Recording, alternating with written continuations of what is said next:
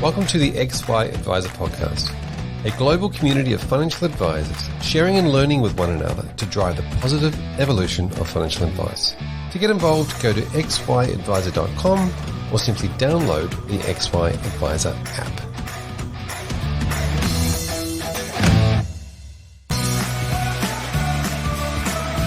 Hub24 is on a mission to empower advisors to deliver better financial futures for their clients. They are dedicated to customer service excellence and delivering innovative product solutions that create value for advisors and their clients. These are just some of the reasons why advisors rate them number one for overall satisfaction and why their managed portfolio solution has been rated best in market 5 years running. Hub24 believes nothing happens in isolation.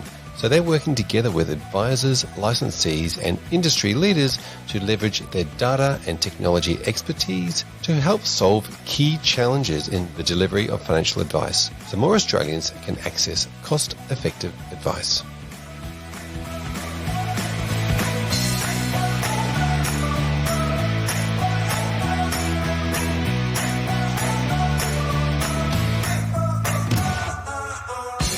Welcome back to the XY Advisor Podcast. I'm Fraser Jack, and today I'm joined by Lisa Greensill. Welcome.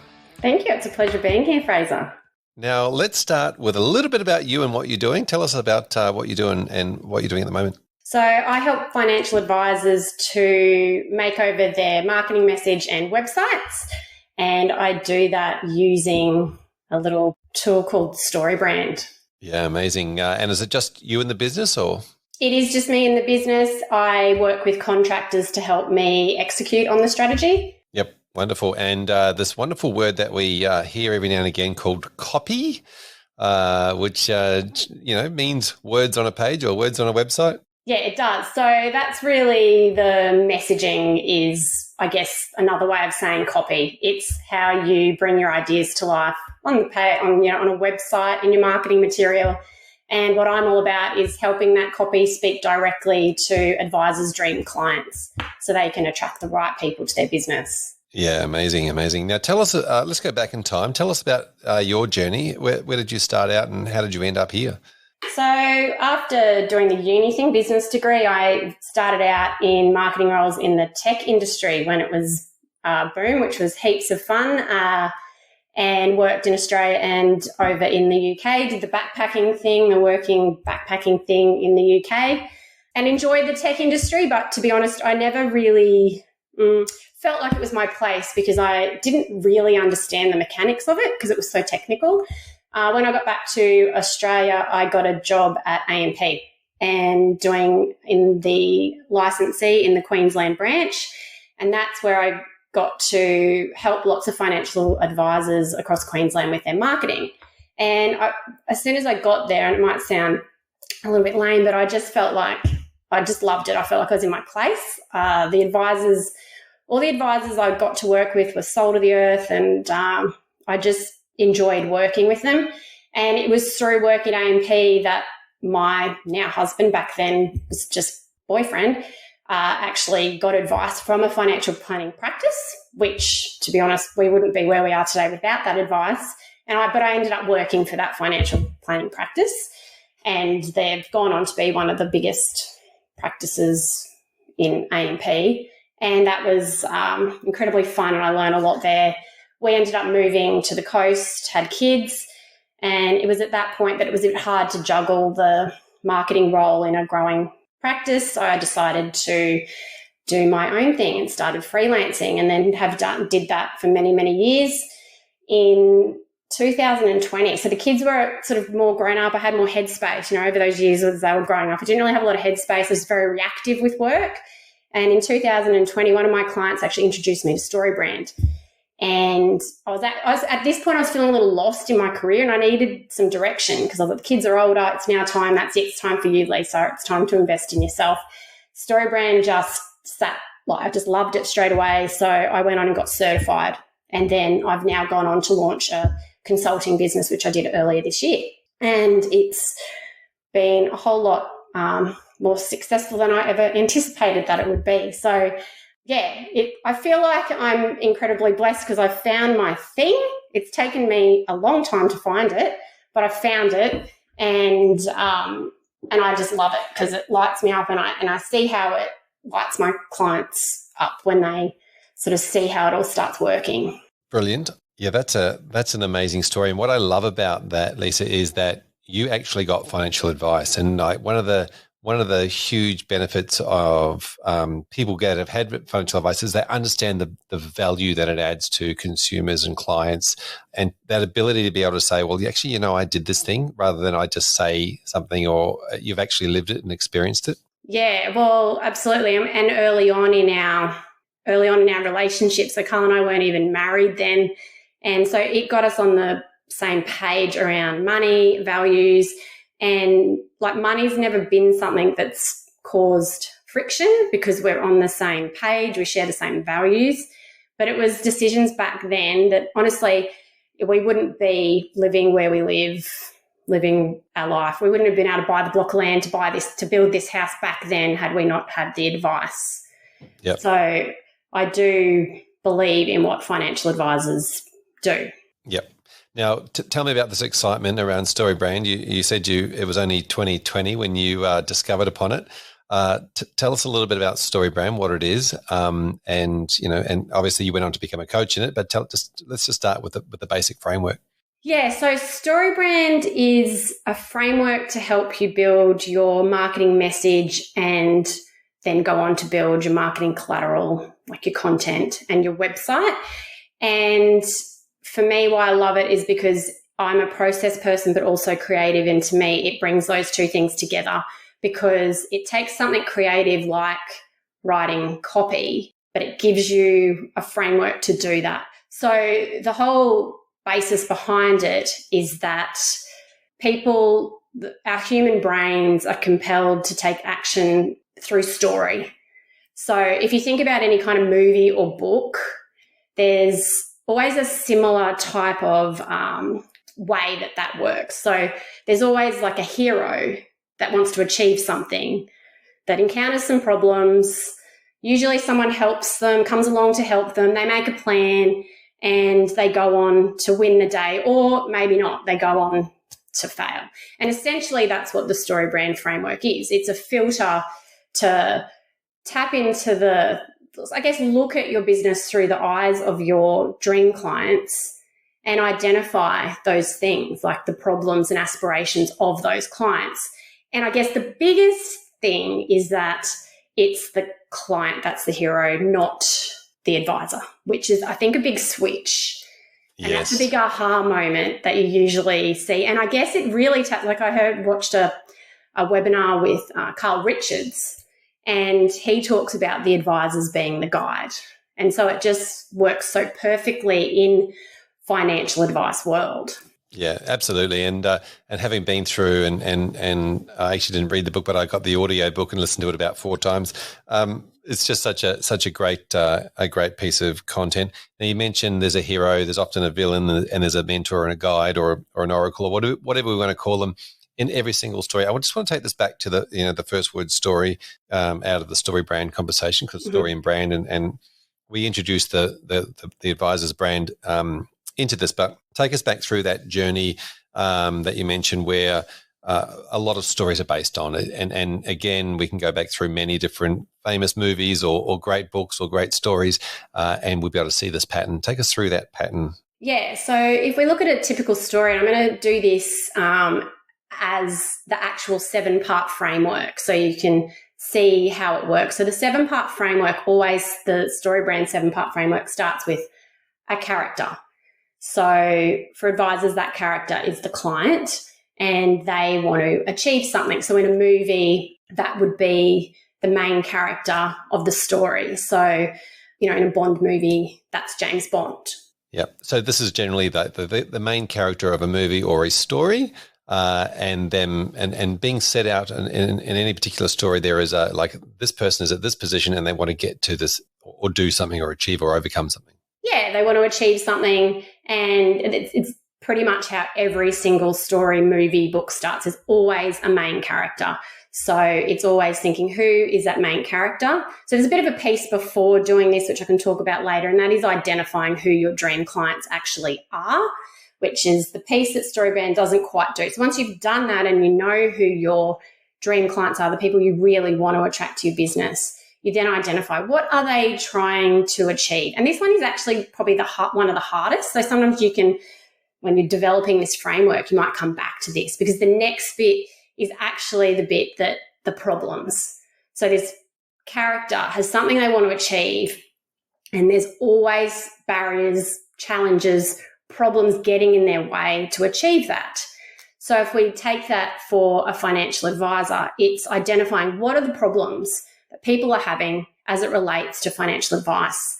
So this is, once you start getting advisors talking, this is where the real gold is, because this is where, and they start off with usually with broad sayings, and then I'm like, no, really, what's their problem? They're worrying that they're not going to be able to help their kids buy a house, or they're worried their kids won't afford to buy the house. They don't know how much they're going to need to retire. They are supporting their kids, so they don't have much cash flow. Like, there's always, you need to be specific about those problems. Yeah, and then when you mention that, you say the word worried. Is it often an emotion? Is it like, my problem is an emotional problem, or is it often a tangible? So both. So there's it breaks up into external problems, so the actual problem, and how does that problem make you feel? So it's like, what's the problem? The kids aren't going to be able to afford to buy a house because the housing market's too expensive. How does that make you feel? That makes you feel worried. Or our money's all over the place. We've got no plan, no structure. How does that make you feel? Overwhelmed. So It's like the problem, and there's an external problem, and then there's a internal problem, how that makes you feel. Yeah, I think there's the understanding that both of those things are important, but you add them together and they make up the whole. Yeah, and they help you visualize. Like, I think this whole process helps you create a visual picture in your mind. And it seems so obvious when you get to the end of it and you see it on page and you go, oh, that seems so obvious. And I guess because I do it all the time, it seems so obvious. But when you see the aha moments with advisors, it's like very rewarding. Excellent. So that's the first part of it, to understand who they are, who the dream clients are, and then understanding that they're the hero of this particular journey or story that we're about to tell, and then looking at what those pain points are, the emotional and the internal, external problems. Yeah, that's right. And then comes along the guide.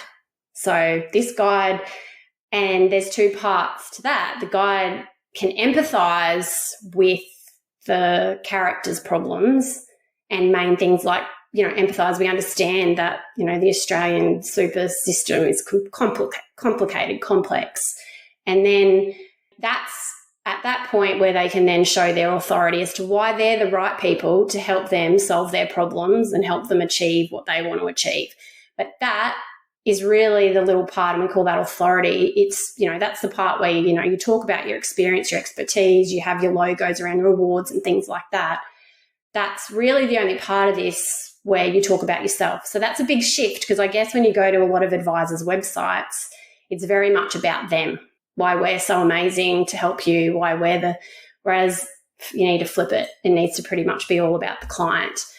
It's a really interesting part, isn't it? From if something is about me, then I'm much more likely to engage with it. Like, I'm thinking about a website here. If it's kind of just referring to me all the time, I kind of feel like I have a bit more I can trust to this site than I do if it's talking about something else. Yeah, well, I guess as humans, as much as we don't like to admit it, we're inherently selfish, right? So we want to know, we're getting bombarded with thousands of messages a day. So we want to know, and this is StoryBrand language, but how businesses or services can help us survive and thrive. So how are businesses going to help me make my life better, easier, make me more money? And you need to tell them that as quickly as possible, because they need to conserve calories doing that, because we just don't have time to process and guess and, work out cryptic messaging. Like, you just got to be really clear, like literally punch people in the face with what you're trying to say and how you help them. And if you think about it and you think about yourself, when you go, our attention span's so small as well. Like, you you need to grab people's attention really quickly. And it is all about tell them how you can make them survive and thrive and do it in the quickest way possible to help them conserve calories. Yeah, I love the way you say conserve calories, because you're right. Thinking takes a lot of energy. Yeah, it totally does. And it's also like you don't have time to kind of try to work things out. Like if in a lot of cases, advisors do get their business is based on referrals. So, but I would say, anytime I'm referred to someone, this is what I do. I go and Google them, check out their Google reviews, and then I will go on their website. And I'm super judgy, so if they've got a crappy website, I'll judge their business on that, just like I would judge if their office looked sloppy, messy, dated. It's sort of this. It's the same thing. Yeah, it's definitely, the website is definitely the first point of contact before people reach out and say hello. So I'm assuming, obviously, here in the scenario here, we're talking about the advisor being the oracle or the guide. Mm-hmm. And as you mentioned, there is, you need to show empathy, but also show authority. Is there anything else the advisor needs to do in that space? This is where they could also use things like case studies, testimonials, things that show, they're really authentic ways of demonstrating their authority, but things like the awards. And, that's really a place to talk about the experience, number of years they've been in the industry. But case studies, at the very least, testimonials, because I know sometimes case studies, if you just, they're a bit hard, they're a bit more juicy to create, but testimonials that are authentic testimonials always help. So that's very much around the who are we? Yes. And, what have we done before? But what about the how? How do we actually help? Yeah, so that's where we introduce, in that story as well, you can talk about how you help, but also what I missed talking about there was also the why. I think that it's really important that you get your why you do what you do in that when you're trying to build your authority, because I think people want to understand why you got into doing financial advice in the first place. And if there's a story to tell behind that, that always helps to build connection. But in terms of what they do, what you need to do is make it easy for people to see how easy it is to work with you. So that's where the guide gives them a plan. So I'm just referring back to the Story Brand 7-part framework here. So at this point, the character has problems. The guide comes along, tells them, we understand, we empathize, we're the right people to help you, and this is how we're going to do it. And this isn't where you show your entire end-to-end process. This is where you break it up into 3, maximum 4 steps. How do people engage with your business? And that's literally what's the first thing people need to do to engage with your business. And don't make it confusing. Like in terms of a website, it's, schedule a call, book a Zoom meeting. Like what's the first thing people have to do to engage with you? Make it obvious. Don't make it and use it throughout the site so people know, if I want to work with you, this is what I do. The next thing is tell them what you're going to do, wrap up everything you do, which is hard, and put it into the next step, which, for a financial advisor, it's usually make a plan, we create a strategy. And then the third one is what is the outcome of doing all this? So, it's like you can enjoy life without having to worry about your money. So it's kind of wrapped up the entire process and sort of it's simplified it a lot, but it's still created a visual picture in the client's mind. And if you put an entire process, like I know, and you can, if you really want to, on your about page, but say on your homepage, and you put that entire process, people just could, if they're new to financial advice, it could scare them away. Yeah, it's an interesting one, isn't it? Because when I think about nice 3 easy step process, we sit with you, we get all, we get to know you, then we go away and we create strategies and make recommendations, and then we put all that in place, and then we help you manage it ongoing. It might be like that simple. That's a simple thing. But then if we simplify it too much, is there a concern in some of the people that you work with head that, if it's so simple, can I charge a lot of money for it?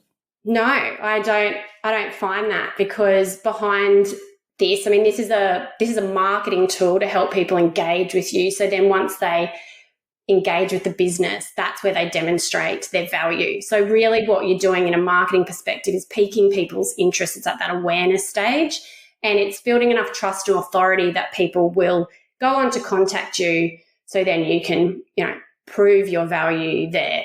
Yeah, we're understanding that where we are in the cycle of purchasing or the cycle of decision making, we're really at that very first part where we're going, oh, yeah, no, it's easy for me to keep going. There is no hurdles or obstacles in the way. I don't have to think too much. It's very simple and clear. That's exactly right. Like, this isn't going to be hard, and it's what we're trying to do is get people to contact us. That's the whole thing. I mean, because that's the first part of, once you get an advisor on the phone, that's where they're going to engage with people at a more personal level. But this is trying to get them to take action to contact you. Yep. Just trying to work out where we're up to in the brand framework. So we've introduced ourselves as the guide, the advisors have introduced themselves as the guide, and showing that empathy, showing that authority, show them that they have a plan to get the hero, which is the client, where they need to be. What's after that? So after that is we call them to action. So this goes back to, and look, I keep bringing it back to the website because I think that's the easiest way to talk about it and for people to visualize what we're talking about so there's two call to actions. There's the direct call to action. So that's what's the one thing you ultimately want people to do. And that's that schedule a call, book a Zoom meeting. If it's a course that you've created, it's enroll in the course. But also some people might not be ready to do that. So they're looking for a little bit more validation. So that's where we introduce in Story Brand Talk the transitional call to action, which is like, your lead generating PDF, like your, the checklist or an ebook around, one advisor I worked with, he's done a cash flow playbook, which talks about his signature cash flow framework and teaches people about that. And it could be a quiz, or it's just something that gets people a little bit closer to contacting you, helps you build trust and authority, and it gives people some other buy-in and helps you to still stay top of mind. Yep. So a transitional call to action is just a one step closer? It is. So with that transitional call to action, the best way to do it is to have that transitional call to action, so like the ebook, the checklist, and then after that a nurture email campaign, so you can still stay in their inbox and continue to educate, build trust. Like it's really about trying to be familiar, get them to get to know you in a non-salesy way to ultimately get them to take action and do that direct call to action, which would be scheduling a call. Yep. Yeah, no, I like the non-salesy way point of view, just continually adding a little bit more value here and there and keeping people. I think that know, like, trust always comes in, that trust can be built over consistency of just delivering small beneficial pieces, whether it be a podcast or a newsletter or something ongoing. Yeah, that's right. Like anything like the webinars or podcasts or anything that you're using as your main way to establish your authority, that's your way to get people on your list. So from a marketing perspective, you're getting them on your email list. And just a note on that, generally, like, for people to give away their email address, it's like them giving away $10. So it has to be valuable. Like, it's no point being just something up there for the sake of it. I like to do things that advisors can actually use in their business. So things like checklists, things that they can use also in their client experience. So then it's got a double whammy. So like self-evaluation tools, those type of things to help. I just created one with a client, and it's called a no regrets checklist because he does sort of head and heart financial planning, and it helps people and it helps you kind of show the breadth and depth of your services in a non-salesy way and helps people see where they need help. Yeah, in a non-salesy way. Well, amazing. Now, what's the difference between the transitional call to action and more of a direct call to action? Yeah, so the transitional one is the lead magnet, or that thing that people give their email address away for. And the direct is they're actually taking that step to book in your appointment, or it might, they might have contacted your office. That's the direct call to action that is going to get you in front of them. Yeah. So should they have both of those options available? Ideally, yes. So somebody wants to go direct. Yeah. Yeah. At the very least, the direct call to action. So if they're, something that advisors can do straight away after listening to this podcast is go to their website and see, is it clear what the next step is? And, contact details are fine and everything like that.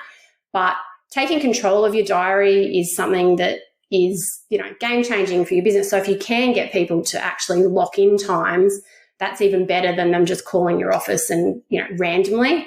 But just make it really clear, what do we want? What action do we want you to take next? Yeah. So there might be you might have a Calendly link or something to book a 15-minute phone call on your website that goes directly into your diary. Absolutely. That's the absolute perfect. So that's what I have on my website, and most of the advisors that I've worked with this year have on their websites. Yep. Because that's obviously the first step in their process. Okay, so we've got the call to action. What's after that?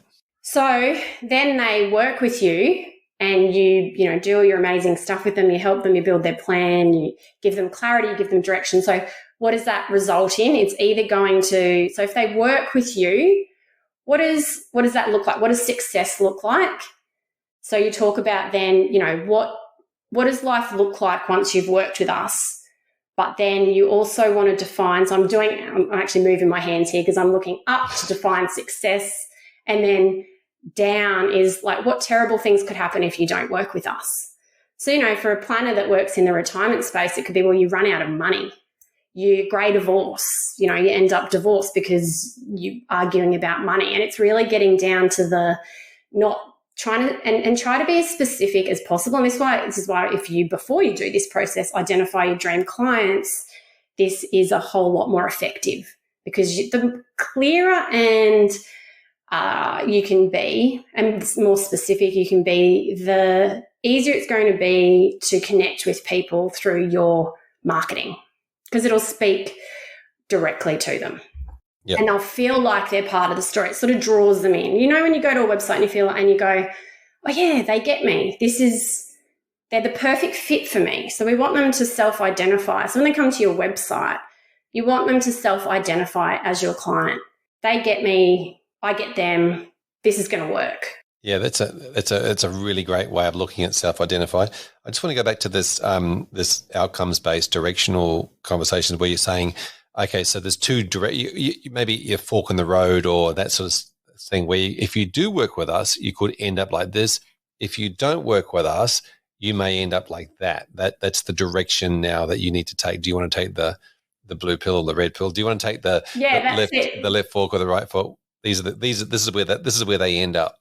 Yeah, which door do you want to go through? So it's trying to create that picture as well, and you don't really focus too much on the doom and gloom, but you need to identify it there, because people do need to. People are generally more reactive to doom, like doing things to avoid failure. People don't want to fail at things, so they'll generally do things to avoid failure even more than success. Yeah. This is a wonderful motivational technique. I see it's like you don't want to be bankrupt. Oh, and you do want to be really well off. Okay, yeah. Great. So it's kind of like that you don't and you do, and some people will be motivated away from being in a negative position more so, even just to get them moving, and then eventually you want them to be heading towards a positive. But sometimes people are influenced by the positive as well. That's right. So that's why you look at, you identify both and use that in your messaging. And it becomes really effective even when you're going, beyond what I do with clients. But if you're going to write a blog post, you can write it just on a failure or just on a success. So you've got your framework done. You've got this kind of on a page. It's the basics of your messaging. And then you can use that to create so many pieces of your marketing material beyond your website. Yeah. Now, I really like the self-identify as a client comment too. I think it's a very simple way to visualize it. Now, you mentioned before understanding your dream clients, and how do you go about that with people? So I've introduced a step in my process, it called the Brand Spark. So it's a workshop I do with clients to find out as much as I can about their business, their why, because I really, really like to understand their why. And it's interesting because quite a number of advisors that I've done this with this year come in and they're quite, I guess, disillusioned by the industry, a bit kind of worn out by everything that's happened. But once you go through and you ask them their why, and I've kind of got goosebumps here because you just see their eyes light up, and it's like they remember why they got into this in the first place and why they do it and why they still, work through all the challenges.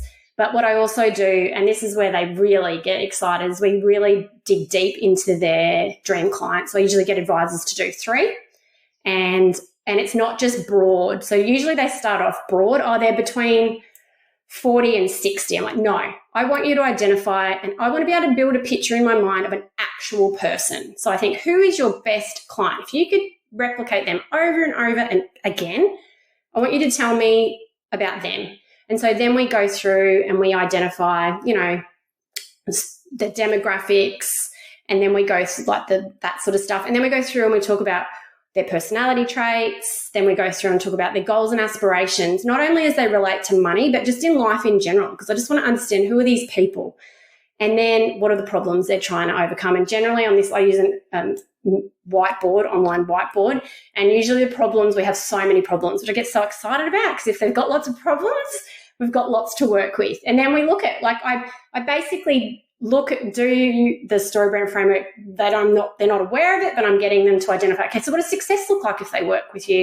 And what does failure look like? And what I'm trying to do here is get things in their words, because I understand financial advice. So I know generally, but it's so interesting because I've done this with so many advisors this year, and all of them are different. And so what that means is I can get their authentic words and the way they say things and the way they would be talking to their clients to then use that in their messaging strategy and on their websites. So it's digging deep into those dream clients. And so then what you end up with is, I have a really clear picture, because then whenever you create marketing or anything, you should write it to one person. So what I'm trying to do is then with those create this, one person that we're trying to speak to. So They feel like they're part of the story. I love the one person avatar. Give it a name, give it a personality, so you can absolutely relate to it. And I love the way you mentioned that when you're working with advisors, you're looking for their words to provide that authenticity. When a client walks into the office, they go, oh, I recognize that from the language on the website. I'm glad you said that, because it's true. It's no point you go to lots of advisors' websites and they might look fancy and wonderful. They've got all these moving things and they sound super corporate. And then they walk into the office and they're not. They're really laid back and humble, and they're colloquial in their language, and it's a mismatch. So what you want to feel like is when that person, by the time that person takes that action to contact you, they feel like they already know you and there's no surprises. Yeah. And you're right. There are a lot of, you mentioned the word corporate-y. There are a lot of corporate-y. I think a lot of people think that their website, the professional sounding or the professional, text is the way to go to start with. And of course, that's probably the worst thing they can do. Yeah, I think you just need to be authentic. And it's not even about, and I used to get caught up on this, so I totally get it. You're trying to use fancy words to look impressive. It's not about that. It's actually being clear, just clear. Because if you confuse, you lose. And that's just something we say in story brand land. It needs to just be clear. It doesn't need to be cute or clever. People don't have time to decipher cute and clever messages. It needs to just, what do we do? How do we do it? How are you going to make my life better? Yep. Now, the other thing is that I see with this is the length of the information that's on there. Often there is just so much information on websites, and they're filled with long paragraphs of text. Tell us about the amount of information and the length of. Yeah, so it's clutter. So I'm a minimalist. I'm a minimalist at home. So you can see my office. People come into my house and go, where's your stuff? But I can't deal with clutter. It hurts my head. So it's the same that goes for a website. Only have on there the stuff that really speaks to your clients. Break it up into sections. People scan your site. So a little tip is the story. You should be able to tell your story just with the headings, right? So because I pain over every single word of a financial advisor's website. The chances of anyone other than them and, maybe a couple of clients reading every single word are slim, but there will be people that are going to read bits and pieces of it. So it has to tell the story in sections. So the first step is make, your headings, do your headings tell a story? So even like, instead of saying what's the next step, don't waste that heading saying that. Make that like something else that's more engaging, that tells your story. Break it up into sections, use things like icons. I think another really important thing is to use images of yourself, your team. And I love some advisors' websites. And I don't have any at the moment, but I know that there's some in the XY Advisor world that have client pictures. So, that's even better. It's, stock photos are fine. Make sure if you do use them that they're not cheesy and that they were thought out and that they are they reflect the qualities that you've talked about with when building your dream client profiles. But look, I just think authentic photos, get rid of the clutter, lots of white space. And there doesn't need, if you want to, like the thing is with the main pages of your website, you want to tell the story about your why and how and who. And then you can use your blog to demonstrate your authority as opposed to in the content pages of your website. Yeah, nice. Wait until they go looking for it. That's right. I like the idea of treating it like a minimalist type scenario and less is more. Definitely. And I love the way you say don't waste space. Don't waste any space in a heading with too many words. Yeah, just try to say things with the least amount of words possible, which actually sounds easier. It's actually harder than it sounds. Like trying to say things in the least amount of words can be quite tricky. And I guess that's why you get people like me to help. But what's the saying? Sorry, it took so many words or a long paragraph to explain this. I didn't have time to make it shorter. Yeah, I was trying to think of that quote. It's something like that. And it's so true because if you try to, it's like you can brain dump easily and come up with lots of words, but then let's try to make it as succinct as possible. It's even just like going through, get someone else to look at what words could we take out. But the big tip is people scan websites.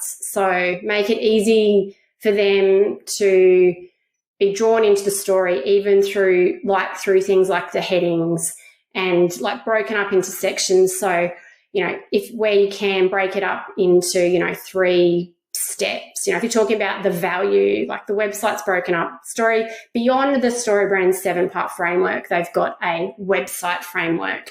And so, with the value proposition, break it up into 3 main values, which is sort of the success. The 3 main successes. Yeah. Now, what are some of the mistakes you see advisors making? Yeah, so I guess their websites are cluttered, full of industry jargon, financial terms, and they speak to everybody, which basically means they speak to nobody. So it's just written to a really broad audience. So you'll, had a brand spark with someone and going to their website, I thought they basically dealt with everyone. Turns out they actually just dealt with retirees. So their website should have, and it will soon because we're working on it. But basically, that's the main thing. They're cluttered. They're not reflective. They're not reflecting the business. There's no images of the business. All these businesses are amazing and their websites just don't seem to reflect that. The other thing is I see advisors waste money on random acts of marketing or, the latest shiny object. And it's trust me, I have major shiny object syndrome and have spent hours distracted looking at the latest email tool or, social media scheduler or course platform. The thing is, and that all that stuff is great, but you need to have the foundation in place because otherwise what's the point in driving traffic to your website? And, you see people, I had a client come to me and like, we've been spending money on Google ads and social media marketing. It's not working. So the reason is because when people were landing on their website, it wasn't reflecting what they actually did or who they actually were helping. So you need to get that right first. You need to and it's the strategy. And I guess it's like advisors. They have a strategy behind what they do for their clients. It's the same with marketing.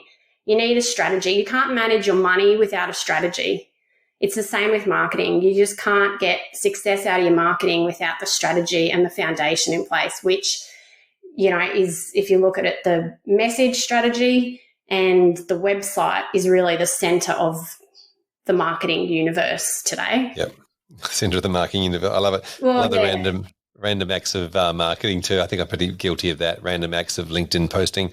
And I really like work. It can work for people, but the experience that I've seen is that it doesn't, and it just means that they're wasting money. They get really frustrated, and they're not getting the results that they want. Yeah. And I resonate with the speak to one person, not to everybody. I think in the past I was saying to them the other day that, the location used to be the niche, like, we were in this location in this suburb, used to be the niche. And now with websites becoming the shop front, it's not about where you are in necessarily. It's about exactly the niche is more around the person, not the location. Correct. And I guess but today with technology, you don't really have to be the local financial advisor, although even if you are and there's still advisors, people still like to work with people that are local. But it's still really important that your website reflects exactly what you do. So this advisor that I was working with, he is a local advisor, just wants to work with local people, but he really wants to work with retirees. His website didn't reflect that. So how many people was he missing out on that went to the website and went, well, they're not really the right fit because they don't actually specialize. So it's just, the website, whether you're providing online advice or local advice, it's still an online shopfront that needs to reflect your business.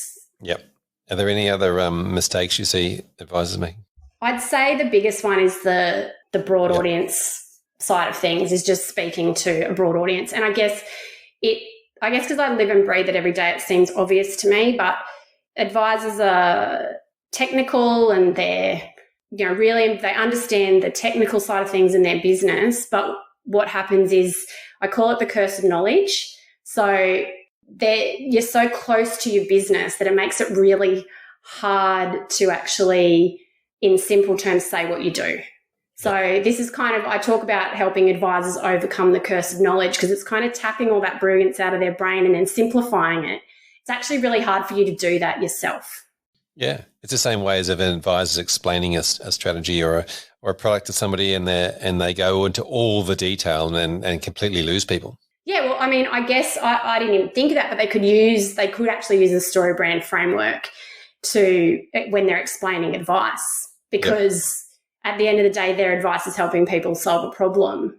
Yeah, there's a whole new episode we can get into. Yeah, when you mentioned earlier that you're a certified story brand coach, what does that mean? So there's across the world, there's a few hundred certified story brand guides that we did intensive training with the story brand team in the US. So I did it virtually, because it was during coronavirus, and did that with Donald Miller, JJ, Cooler. So if anyone knows about Storybrand that's listening to this, they will know who those people are. So Donald Miller is the person that started Storybrand. So we did intensive training to become certified, and we've got ongoing training resources, and we're licensed to use the framework. So technically, other marketing people aren't licensed to use the framework. They certainly probably do use it, because pretty much every marketing person I speak to is aware of Storybrand and say they use it with their clients, but they're not licensed to use it to the level that I use it with clients. Yep. And so tell us a little bit about that, how you work with financial advisors. Okay, so I mentioned the Brand Spark. So the Brand Spark is the first part of my process. So that's the workshop where we find out about their business, their dream clients, and I work out, where we can position them, so the strategy, and I provide them with the 7-part framework for their marketing message. That can stand alone, like people can just do the Brand Spark on its own. As part of that, I'll also identify, what are the next steps to take this message strategy and bring it to life on your website through a transitional call to action, so a lead magnet and nurture emails.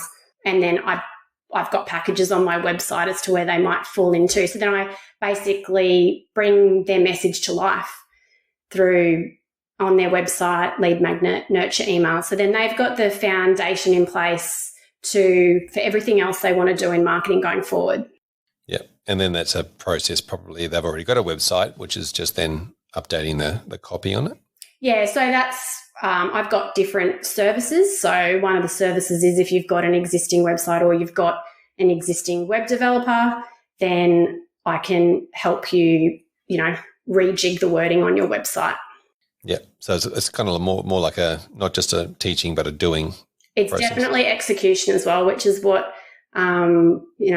I've got a client in Canada and he said he'd worked with coaches before, but they didn't execute. So I execute, that's my background, and I basically try to take everything off the advisor's plate and make it happen. And then what they end up with is, a website they're proud of that works for them, not against them, which it's hard to measure a website working against you, but if you look at your website and think, if someone's referred to me and they land on this website, is it representing me the best way possible?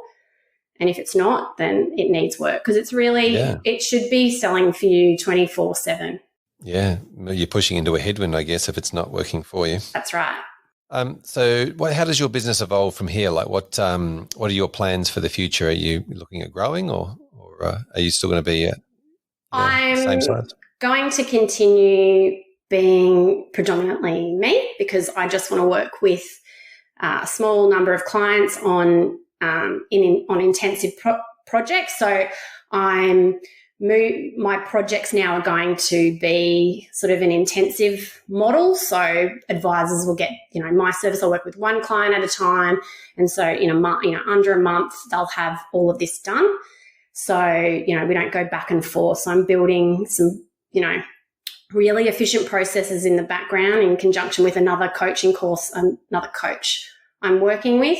So the process is really efficient for advisors. I want to do more brand sparks with advisors, whether they move on to projects, because I really believe that's where they get aha moments, and it just gives them a lot of clarity around who they are, why they do what they do, and the clients they want to work with. And I did one yesterday, and I love it.